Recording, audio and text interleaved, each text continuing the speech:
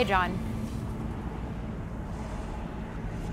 Hello, firefighters used a rarely used method to get control of a brush fire that burned some 300 acres here in Iowa on Sunday.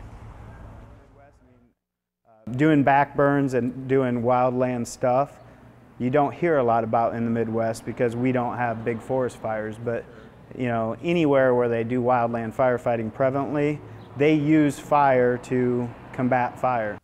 Council Bluffs Fire Department and Pottawatomie County Conservation were able to use the moderate wind to help themselves, using a back burn to push the fire north from the bridge and ensure nobody got hurt. And sometimes it's best to do a controlled burn and take away the fuel so that we don't have that wildland urban interface fire. And that fire sure did have fuel. After the 2011 flood, hundreds of trees fell down, and as time wore on, those dead trees with no leaves gave other species plenty of room to grow. Allowed a lot more invasive species and a lot more grasses and vegetative material to grow, particularly Japanese hops, for much of the area in here as a result of the flood, and that's what was basically the fuel for the fire yesterday. The methods used in slowing down the fire were successful, as nobody was injured and no structures were damaged by the blaze.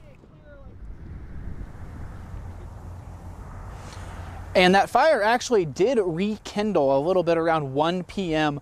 Yesterday afternoon. Thankfully, firefighters were able to get it under control, although it did burn throughout most of the day. Reporting in Council Bluffs, John Kipper, 3 News Now.